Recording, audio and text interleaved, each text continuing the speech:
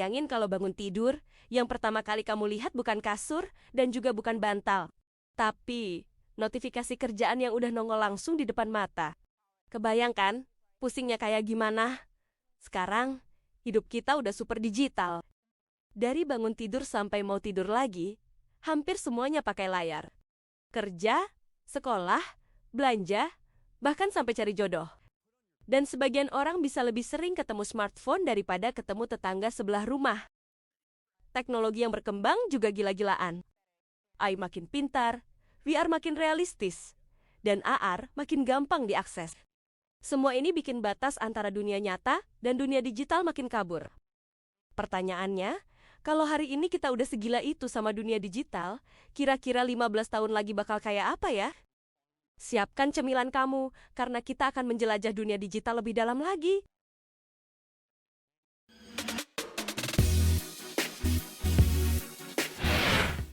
Pernah nggak sih ngerasa main game online, tapi kok rasanya lebih betah daripada nongkrong beneran sama temen?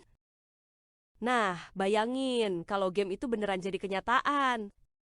Itu adalah konsep dari Metaverse, dunia virtual yang katanya bisa jadi rumah kedua buat kita semua. Facebook aja sampai ganti nama jadi Meta, karena mereka percaya kalau masa depan ada di sini. Di Metaverse, kita bisa kerja, sekolah, belanja, bahkan nikah, dan semuanya serba digital. Tahun 2025 aja, banyak perusahaan udah mulai jualan lahan virtual seharga miliaran. Jadi, jangan kaget kalau 2040 nanti, beli rumah di Metaverse bisa lebih mahal daripada beli rumah di Jakarta. Tapi, serius nih, kalau semua bisa dilakukan di dunia digital, apakah dunia nyata bakal ditinggalkan begitu saja?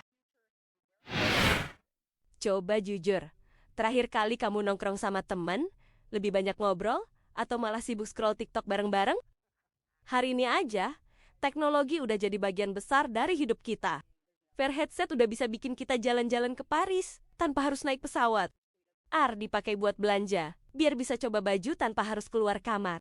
AI mulai masuk ke semua sektor, kayak kesehatan, pendidikan, sampai hiburan. Tren ini jalan terus. 2040 bisa jadi titik balik di mana dunia virtual bukan lagi tambahan, tapi jadi pusat aktivitas manusia. Nah, masalahnya, kalau semua aktivitas pindah ke virtual, apakah kita siap menghadapi konsekuensi sosial dan psikologisnya? Bayangin, punya meeting di Bali, shopping di Tokyo, abis itu pulang, dan semuanya hanya dalam waktu 10 menit. Enak banget kan?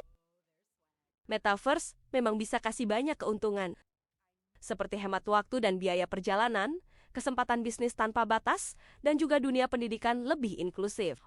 Orang di desa bahkan bisa kuliah bareng dosen luar negeri di sini. Tapi risikonya juga nggak main-main.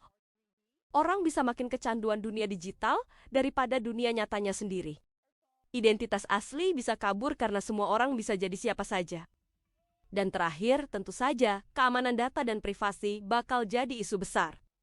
Jadi, apakah Metaverse ini bakal jadi surga impian, atau justru neraka digital yang bikin kita kehilangan jati diri?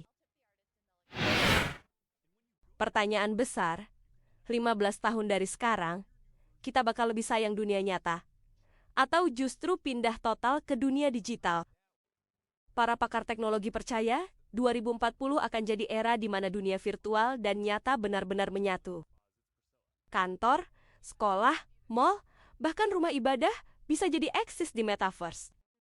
Identitas digital bisa jadi sama pentingnya dengan identitas asli.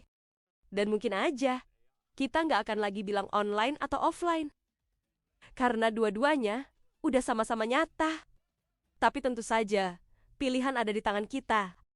Apakah kita mau pakai teknologi buat bantu hidup nyata? Atau kita malah kabur sepenuhnya ke dunia digital? Oke, itu adalah gambaran dunia tahun 2040 secara global.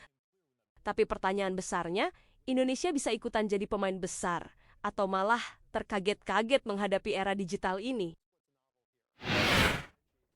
Coba bayangin ya, di 2040, rapat RT bukan lagi di balai warga, tapi udah di Metaverse. Ketua RT hadir pakai avatar Iron Man, bendahara jadi Doraemon. Gokil nggak tuh? Kalau ngomongin Indonesia, dampak Metaverse bisa jadi gede banget. Ekonomi digital kita diprediksi jadi salah satu yang terbesar di Asia Tenggara.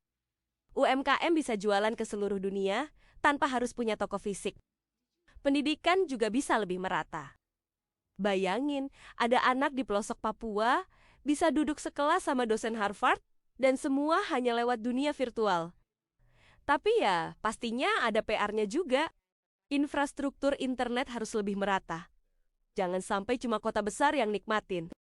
Literasi digital masyarakat juga harus ditingkatin, biar nggak gampang kena tipu di dunia maya. Dan tentu aja, regulasi serta keamanan data perlu kuat, supaya kita nggak cuma jadi penonton di dunia baru ini. Jadi, apakah Indonesia bakal jadi pemain besar di Metaverse? Atau cuma jadi konsumen yang sibuk beli avatar keren tapi lupa bikin ekosistem sendiri? Gimana menurut kamu? Mending tetap hidup di dunia nyata? Atau siap pindah ke dunia virtual? Tulis pendapatmu di kolom komentar ya!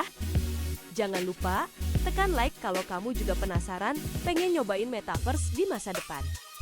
Dan subscribe channel ini, supaya kamu nggak ketinggalan cerita teknologi masa depan, proyek raksasa, dan fakta-fakta unik yang bikin kita mikir sekaligus kagum. Gas terus yuk, jelajahi dunia nyata dan dunia virtual bareng kita. Sampai ketemu lagi di video berikutnya.